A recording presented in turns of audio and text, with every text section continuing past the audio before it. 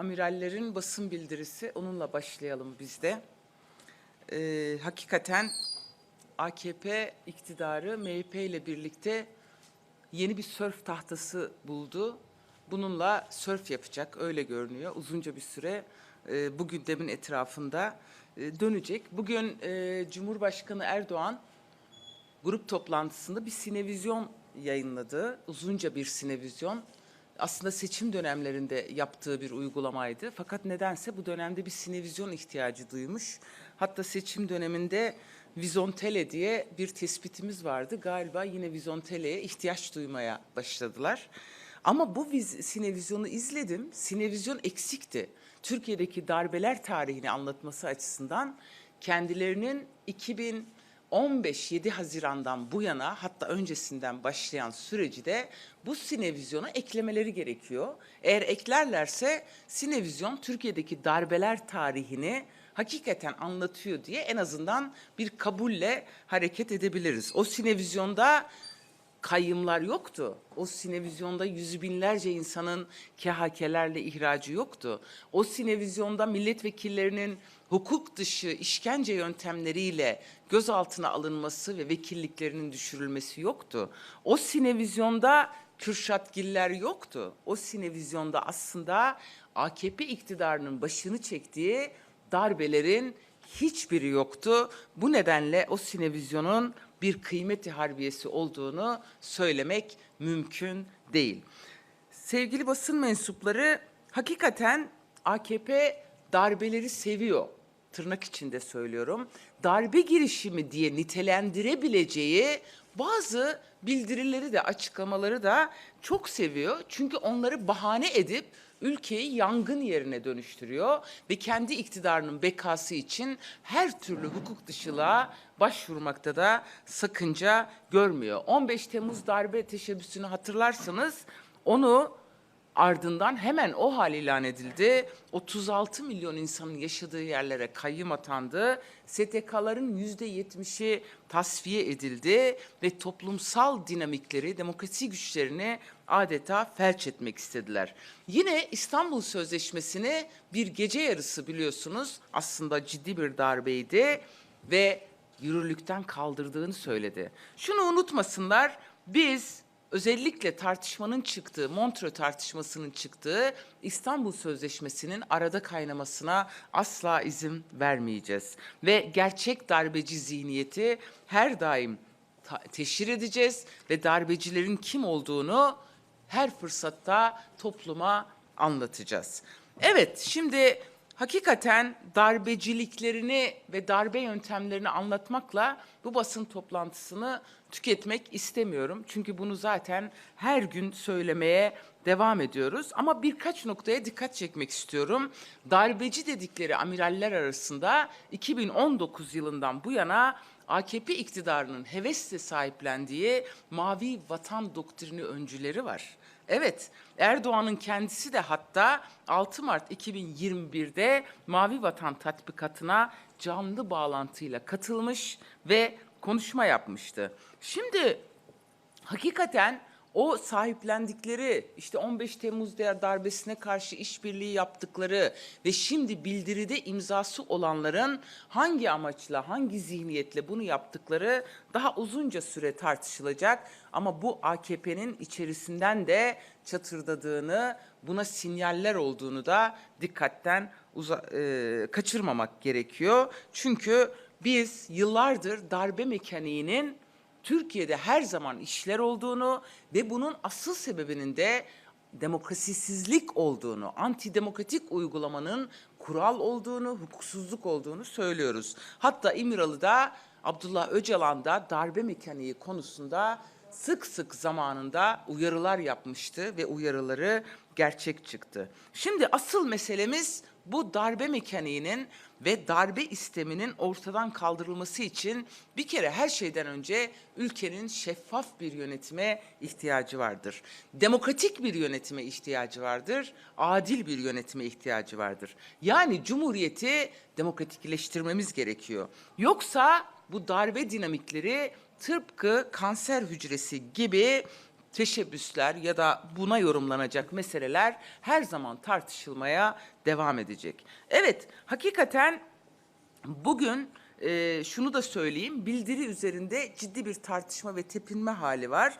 Ama asıl tartışılması gereken Türkiye'nin diğer gündemleridir. Okumayı çok seviyorlar. Darbe bildirilerini okumayı, okutmayı, televizyonlarda günlerce, saatlerce yayın yapmayı çok seviyorlar.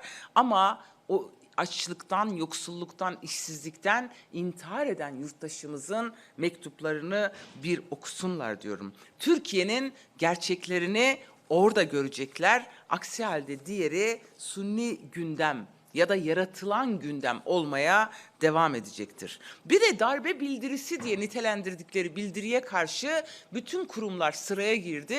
Tapu Kadastro Müdürlüğü'nden Yargıtay'a kadar açıklamalar yaptılar. Gerçekten artık gülünç durumdalar. Uzunca bir süredir bu gülünçlük durumları devam ediyor. Ya Boğaziçi kayyımı irade gasp eden bir şahıs kendisi bu bildiriye karşı çıkıyor. Ya sen darbecisin, sen kayyımsın, hangi hakla ve yetkiyle konuşuyorsun?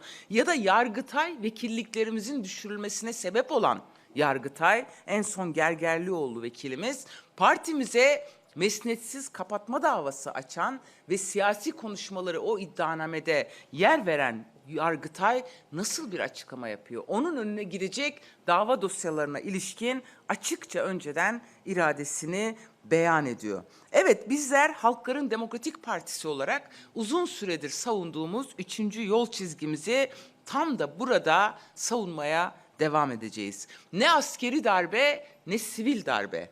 HDP darbeci zihniyetten en fazla mağduriyet yaşayan, bedel ödeyen hem asker hem de sivil darbelere karşı bütün yaşamı boyunca en tutumu sergileyen partidir. Bu konuda sicilimiz tertemizdir, alnımız açıktır, başımız diktir.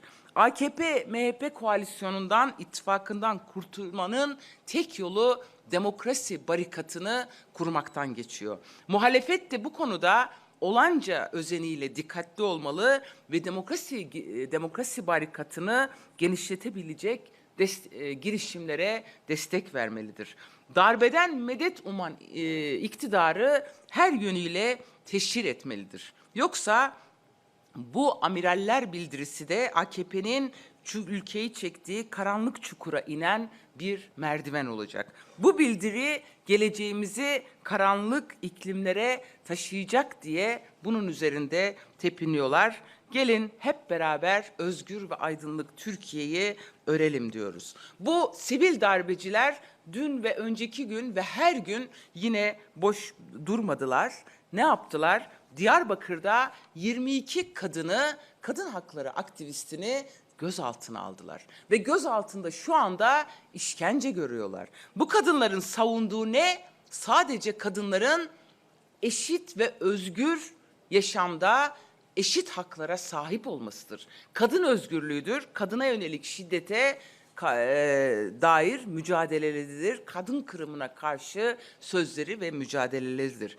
Bir yandan amiraller bildirilerini televizyonlarda tartışırken diğer yandan Diyarbakır'da sivil darbe kesintisiz şekilde devam ediyordu. Evet, şimdi darbe yok diyorlar ama askerin sokakları tutan tankları yok, doğru, ama sokağı halka yasaklayan valiler var. Sıkı yönetim yok ama askeri darbe dönemlerinde bile olmayan kayyımlar var.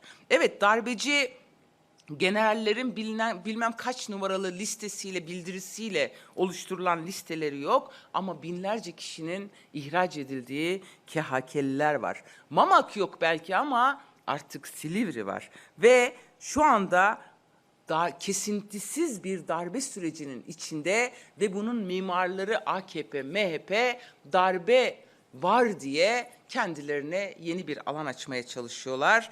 Biz bunu hep birlikte boşa çıkarmalıyız. Bu bizim boynumuzun borcudur.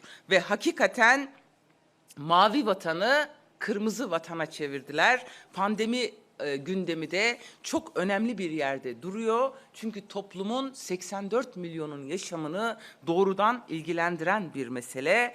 Şu anda pandemiyle birlikte Türkiye'de diplerde olan 3 sistem çöktü. Nedir? Sağlık, eğitim ve ekonomi çökmüş durumda. Salgının yayılma hızı o kadar arttı ki dünyada artık Türkiye birinci sıraya yükseldi. Bu dehşet verici bir durum. Fakat nasılsa bu birinci sıradayken yayılma hızında ölüm sayılarında 19. sırada gözüküyor. Bu ne demek? Ölümler gizleniyor. Yeniden pandemi konusunda yalan üzerine bir algı yapılıyor ve mezarlıklar dolup taşmış durumda. Hastanelerde yatak yok. Aşı dedikleri şey zaten boş bir hikaye. Evet, bu artışın sebebi, yaşamımızı tehdit eden bu hızın sebebi iktidarın politikalarıdır. Kendi gündemlerine göre keyfe keder kısıtlamaları istediklerinde getirip istediklerinde kaldırmalarıdır. Biliyorsunuz kapalı salonlarda tıklım tıklım kongreler yaptılar ve yeni yasakları da kongreleri bittikten sonra getirdiler. Ekonomik veriler kötüye gidince restoranları açıyorlar. Şimdi Ramazan ayında kapatacağız diyorlar. Bütün bu tablo aslında AKP iktidarının Türkiye'yi yönetemediği, ülkeyi yönetemediğinin başka bir resmidir. Evet, hakikaten mavi vatanı kırmızı vatan yapıyorsunuz derken şuna da vurgu yapmakta fayda var. Sadece kırmızı vatan yapmadılar. Haritamız şu anda kırmızı. Çok küçük istisnalar dışında aynı zamanda hırsızlığın, yolsuzluğun, işsizliğin, intiharların vatanı haline getirdiniz Türkiye'yi. Evet, MHP uzun süredir konuşuyor partimize karşı. AKP zaten kesintisiz bir HDP karşıtı politika içinde. Dün bir anket yayınlandı. Şirketi vermeyeyim. Orada AKP'liler ve MHP'liler büyük oranda ne cevap vermişler biliyor musunuz? Demişler temel gündeminiz ne? Demişler ki ağırlıklı HDP'nin kapatılması. O kadar anlatmışlar ki bu ülkede iktidarın başka bir gündemi yok. Çünkü HDP'yi kapatarak yollarına devam edeceklerine inanıyorlar. Ama Bahçeli'nin bu çağrıları büyük bir suçtur. Anayasal düzeni ortadan kaldırma çağrısı yapıyor. Her gün dün de grup toplantısında Anayasa Mahkemesi'ni kaldırın diye en üst perdeden konuşmaya devam ediyor. Hatırlarsınız Devlet Bahçeli daha önceden şöyle bir şey söylemişti. Fiili durumu anayasal hale getirelim demişti ve referandumdan sonra bunu kendilerince yaptıklarını düşünüyorlar. Şimdi ise diyorlar ki anayasayı takmayalım, ortadan kaldıralım, Anayasa Mahkemesi'ni de kapatalım. Yani kapatalım dükkan sanki. Yani senin her gün oyların erirken, %6'lara dayanmışken, seçime kadar %5'in altına inecekken sen hangi gücünle, hangi desteğinle Anayasa Mahkemesi'ni kapatıyorsun? Herkes bilir ki Anayasa Mahkemesi'nin kapatılması ya da değiştirilmesi anayasal çoğunluğu gerektirir. Aç tavuk rüyasında darı ambarında kendisini görürmüş. Şu anda Bahçeli'de hakikaten ne yapıyor? AKP ile birlikte anayasasızlığı, hukuksuzluğu, darbeciliği fiili durum haline getirmişler. Ve kamuoyu şu anda Kürşatları tartışırken kendileri ise Kürşat düzeniyle, dizaynıyla bu sisteme devam etmek istiyorlar. Evet, Kürşatgiller yine yürürlükte, onlara bir söz yok ama anayasasızlık, Anayasa Mahkemesi'ni kapatma temel gündem. Bu arada tabii ki Ömer Faruk Gergerlioğlu'na değinmeden geçmeyeceğim. Milletvekilimizin vekilliği düşürüldü.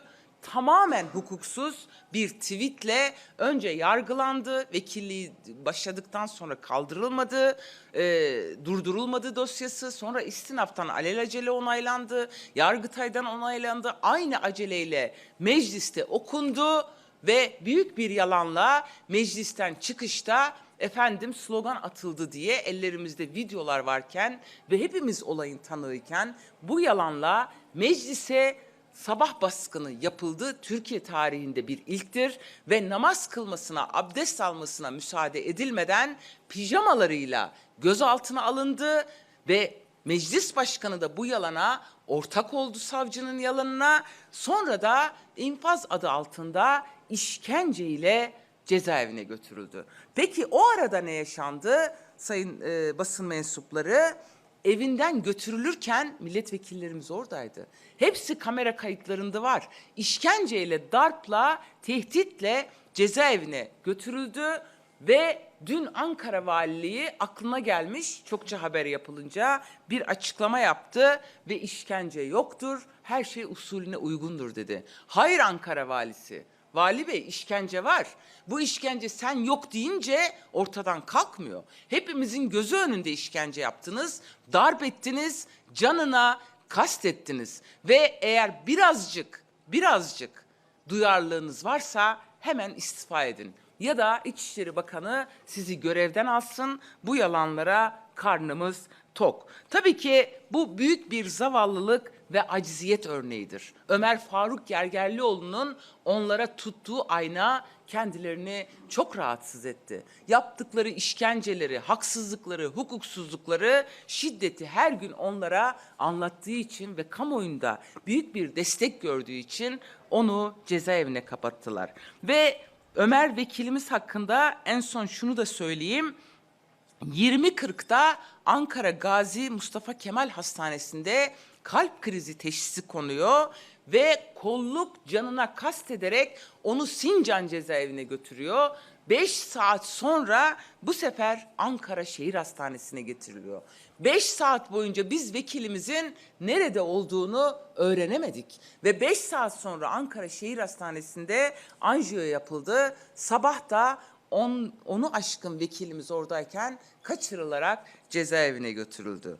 Ama bütün bunların karşısında Gergerlioğlu'nun mücadelesi, HDP'nin mücadelesi olarak devam ediyor. Kendisi içeride, bizler dışarıda bu mücadeleyi, bu mücadele bayrağını en yüksekte tutarak tabii ki devam ettireceğiz. Bu size dert olsun hakikaten, AKP'ye söylüyorum. Cezaevine 4 duvar arasına atabilirler ama sesimiz o duvarları aşar, milyonlara ulaşır. Dün de kendisi bize enerji göndermişti. Buradan biz de sevgi ve selamlarımızı gönderiyoruz. Ekonomi gündemi yakıcılığını devam ediyor. Evet, dünyada istisna olan Türkiye'de kural. Bu cümle sadece demokrasiden sapmayı, hukuku ayıklar altına almayı değil, aynı zamanda işçilerin haklarının gasp edilmesini de anlatıyor. Türkiye'de resmi veriler saklasa da çalışanların en az yarısı asgari ücretle çalışıyor. Belçika'da ise bu oran %1. Bu ülkede emek sömürüsüyle milliyetçi hamaset arasında tam anlamıyla bir ters orantı var. Kim daha fazla tekçi ise, kim daha fazla milliyetçi ise, kim daha fazla bu toprakları ve insanlarını sevdiğini iddia ediyorsa, iddiasının aksine bu ülkenin insanını, halkın alın terini en fazla onlar sömürüyor. Bu ters orantının adı AKP artı MHP'dir. Son kullanma tarihi ise geçmek üzere olan, sönecek olan ampulleridir. Bugün Türkiye'de asgari ücretle çalışan emekçinin brüt ücretinin %33,4'ü vergi ve diğer kesintilere gidiyor. Bu durumda asgari ücretli bir işçi 365 günlük bir yılın tam 122 günü vergi ve kesintiler için çalışıyor. Peki emekçinin 122 günlük emeği ve alın teri nereye gidiyor? Evet, pandemide 3. dalga henüz başlamışken kısa çalışma ödeneği sonlandırılarak saray ahalisine %33 zam yapıp çoklu maaş sistemine geçenler alın terine, kul hakkına el koyanlardır. Kendileri tekçi ama ekonomik uygulamaları çoklu arkadaşlar. Her bürokratları 3 maaş alıyor. Kürşatlar çok bu düzende, sadece açığa çıkmıyor. Kürşat düzeni sistemi varlığını devam ettiriyor. Biz HDP olarak AKP ve MHP ittifakının Türkiye ekonomisini yönetme ehliyeti ve yeteneğinin artık kesinlikle olmadığını düşünüyoruz. Gerçi siyasi ehliyetleri de kalmadı. Bu ittifakın ortaya çıkardığı karanlık tabloya karşı Türkiye halklarını ve demokratik siyasete inanan herkesi memur ve emekli maaşlarına enflasyona karşı koruyacak şekilde zam yapılmasını, israf ve lüksün son bulmasını, Kürşatlardan kurtulmak için temiz eller operasyonunun yapılmasını ve sarayda lale devri, sokakta açlık oyunları oynayan ülke görüntüsünden Türkiye muhalefetine ses vermeye, birlikte çalışmaya, kurtarmaya çağırıyoruz. Bir iki küçük nokta daha var. Biri önemli, ikisi de önemli pardon. Biri tecrit, ülkenin hiç değişmeyen gündemi ve şunu söyleyeyim, Türkiye'deki hukuksuzluk, darbecilik, işkence İmralı'dan start alıyor aslında. Orada başlayan işkence ve tecrit tüm topluma yayılıyor. Çünkü Kürt sorununun çözümünün anahtarı İmralı'da bulunuyor ve o anahtarın kilidi açmaması için, kapıyı açmaması için tecrit en ağır haliyle uygulanıyor. 27 Kasım 2020'de başlatılan ve bugün 132. gününe giren bir açlık grevi var. Ve burada binlerce tutsak açlık grevini devam ettiriyor tek taleple. Biri tecrit, diğeri de cezaevindeki koşullar birbirine bağlı. Mahmur'da 111, Yunanistan'da 94 gündür devam ediyor ve bu aynı zamanda Türkiye'nin siyasi fay hatlarına yapılan bir itirazdır. Tecrit insanlık suçudur dedik, demeye devam ediyoruz. Bu tecridin hukuki, siyasi ve ahlaki hiçbir tarafı yoktur arkadaşlar. Bu konuda hep uyarıcı olduk. Hep uyardık, her yerde uyardık ve ülkede mevcut rejimin karakterini, savaş siyasetini de maalesef tecrit belirlemeye devam ediyor. Evet, bu darbe mekaniği en fazla tabii ki asıl uyarıyı Sayın Öcalan yapmıştı darbe mekaniği konusunda ve darbe mekanikleri canlılığını devam ettiriyor. Tecrit kaldırılmalı tabii. CPT ve uluslararası kurumlarda bu konuda yeterince görevlerini yerine getirememektedir. Bu durum aslında İmralı'da tutulan 22 yıldır tutulan Öcalan tarafından yangın oyunu olarak bir ara ifade edilmişti. Tecrit üzerinden oyun oynamayın diye uyarmıştı. Bu yangını söndürmek hepimizin elinde. Bu yangın sadece içinde bulunanı yakmıyor, hepimizi yakıyor. Şu anda canlar toprağa düşmeye devam ediyor. Bu hukuksuzluk zemininde barış isteyenler hedef gösteriliyor, suçlu kabul ediliyor ama savaş isteyenler el üstünde tutuluyor. Buna toplumun hep birlikte itiraz etmesi lazım. Çünkü aslında bunun bedelini 84 milyon olarak ödüyoruz. En son geçen hafta görüş adı altında 4 dakikalık bir telefon konuşması oldu. Asla bu bir telefon görüşmesi ve iletişim hakkı değildir. Kabul etmiyoruz. Bu telefon görüşmesi Öcalan'ın devlet yanlış yapıyor, avukatlar gelmelidir dedikten sonra kesilmesi aslında oradaki mantığın ve aklın nasıl işlediğini de gösteriyor. Bu yöntemi kabul etmek mümkün değildir. Bu siyasetten vazgeçilmelidir. 4 dakika yapılan telefon görüşmesine bile izin vermeyen bir akıl tecriti uçsuz bucaksız derinleştirmektedir. Bunu önüne koymaktadır. Ve biz HDP olarak demokratik uzlaşı, özgür bir siyaset ve evrensel hukukun çözüm olduğunu ifade etmekten bir an vazgeçmeyeceğiz. Adalet Bakanlığı başta olmak üzere ilgili tüm kurum ve kişiler görüşmenin önünü açmalı, engeller kaldırılmalıdır. Böyle 4 dakikayla, 3 dakikayla yılda bir ya da açlık grevleri olduğunda, büyük bedeller ödendiğinde yapılacak görüşmenin adı sadece yasak savma, günü kurtarma temelli bir yaklaşımlardır. Bunun kabulü mümkün değildir. Türkiye'nin en önemli meselesinin çözümünün bulunduğu adada ve bunun deneyimlendiği bir siyasal iklimden geldik. Bu nedenle Sayın Öcalan üzerindeki tecrit kaldırılmalıdır. Bir an önce kalkmalıdır. Evet, güvenlik soruşturması görüşmeleri devam ediyor. Biz genel kurulda olacağız. Bu bir toplumla mücadele kanunudur. Güvenlik soruşturması AKP'nin kendisini aklama kanunudur. Saadet zincirlerini devam ettirme kanunudur. kamuyu 84 milyonun ortak hakkı olmaktan çıkarıp sadece AKP'lilere ve MHP'lilere açma kanunudur.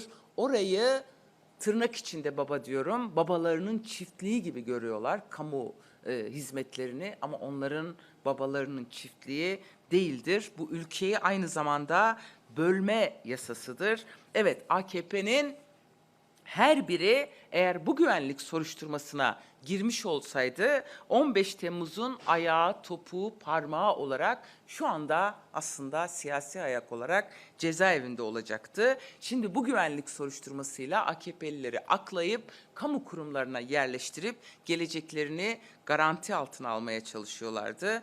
Ama onları anlıyoruz. Bu güvenlik soruşturması aklını cemaatle birlikte uyguluyorlardı ve esas itibariyle bu cemaatin fikriydi. Şimdi geçmişte beraber yürümüşlerdi, şimdi yürümüyoruz diyorlar ama aslında beraber yürüyüş devam ediyor. Ve o dönemde cemaat döneminde kebapçılar bile fişlenmişti. Şimdi kendileri aslında ileride yargılanacakları yasaları çıkardıklarının farkında değiller. Ama onlara nacizane bir görüş, bu yasalarla sizler yargılanacaksınız diyorum ve teşekkür ediyorum. Varsa sorunuz alayım, yoksa bitireceğiz. Ben Sayın Demirtaş, HDP öncülüğünün üçüncü bir ittifakın oluşturulabileceğinden bahsetti. Bu mümkün müdür? Bunu nasıl değerlendirmek gerekiyor? Sizin yorumunuz ne olacak?